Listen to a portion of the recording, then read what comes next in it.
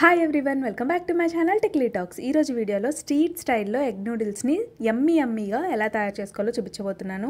చాలా సింపుల్ ఇంగ్రీడియంట్స్తో క్విక్గా చేసుకునే రెసిపీ ఇది. ఫస్ట్ అయితే ప్యాన్ పెట్టుకొని ఒక 1/2 లీటర్ వరకు వాటర్ యాడ్ చేసుకోవాలి. వాటర్ కొంచెం బాయిల్ అవుతున్నప్పుడు మనం ఇలా రా నూడిల్స్ని యాడ్ చేసుకుందాము. ఇలా మనం నూడిల్స్ యాడ్ చేసుకున్నాక మరీ ఓవర్ కుక్ చేయకండి. జస్ట్ ఒక 70 to 80% కుక్ అయిపోతే సరిపోతుంది. ఎందుకంటే మరీ ఓవర్ కుక్ చేస్తే మనం తినేటప్పుడు అవన్నీ నూడిల్స్ అన్నీ స్టిక్కీగా అయిపోతాయి. అలానే మనకి టెక్స్చర్ కూడా అంత బాగా రాదు. అండ్ మనం దీంట్లో మొత్తం వెజిటేబుల్స్ కానీ ఎగ్స్ కానీ వేసి మిక్స్ చేస్తున్నప్పుడు కూడా మనకి ఇవంతా స్టిక్కీగా అయిపోయి బ్రేక్ అయిపోతూ ఉంటుంది. సో ఒక 70 to 80% కుక్ అయ్యాక స్టవ్ ఆఫ్ చేసేసి వాటర్ని స్క్వీజ్ చేసుకొని నూడిల్స్ని ఒక ప్లేట్లోకి తీసి పక్కన పెట్టుకుందాము. తర్వాత ప్యాన్లో కొంచెం ఆయిల్ యాడ్ చేసుకొని ఆయిల్ కొంచెం హీట్ అయ్యాక ఎగ్స్ని బాగా ఒక బౌల్లో బీట్ చేసుకొని దీంట్లోకి యాడ్ చేసుకోవాలి. ఇలా ఆయిల్ హీట్ అయ్యాక మనం ఎగ్స్ యాడ్ చేసుకుంటే ఎగ్ అనేది పఫీగా చాలా బాగా వస్తుంది.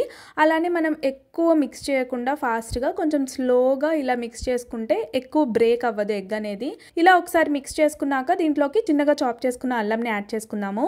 అల్లం వెల్లుల్లి పేస్ట్ యాడ్ చేసుకోవచ్చు. దాని బదులు ఇలా చిన్నగా చాప్ చేసుకున్న అల్లం యాడ్ చేసుకుంటే ఆ ఫ్లేవర్ చాలా బాగుంటుంది. ఒకసారి ట్రై చేయండి మీరు కూడా. దీంతోపాటు చిల్లీస్, ఆనియన్స్, క్యారెట్స్ అలానే బెల్ పెప్పర్ యాడ్ చేసుకుందాము. ఇలా వెజిటేబుల్స్ అన్నీ యాడ్ చేసుకున్న తర్వాత ఒక 2 to 3 minutes హై ఫ్లేమ్లో మనం ఫ్రై చేసుకుంటే సరిపోతుంది. మరీ వెజిటేబుల్స్ని ఓవర్ కుక్ చేయకుండా జస్ట్ ఒక 2 to 3 minutes ఇలా ఫ్రై అయిపోయాక కొంచెం పసుపు, ఉప్పు, కారం, గరం మసాలా యాడ్ చేసుకొని ఒక 3 to 4 minutes హై ఫ్లేమ్లోనే ఫ్రై చేసుకోండి. ఇలా ఫ్రై అవుతున్నప్పుడు కంటిన్యూస్గా మిక్స్ చేసుకుంటూ ఉండండి, లేకపోతే కింద మనకి ఎగ్ అనేది స్టిక్కీగా అయిపోతుంది. ఇప్పుడు మనం ఇందాక కుక్ చేసి పెట్టుకున్న నూడిల్స్ దీంట్లోకి యాడ్ చేసుకొని దాంతోపాటు ఒక 1 spoon వెనిగర్ అలానే 1 spoon సోయా సాస్ యాడ్ చేసుకొని ఒకసారి బాగా మిక్స్ చేసుకొని సర్వ్ చేసుకుంటే స్ట్రీట్ స్టైల్ ఎగ్ నూడిల్స్ అనేవి రెడీ అయిపోయాయి.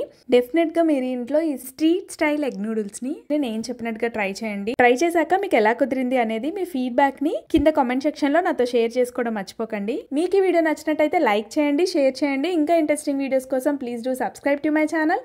Thank you for watching.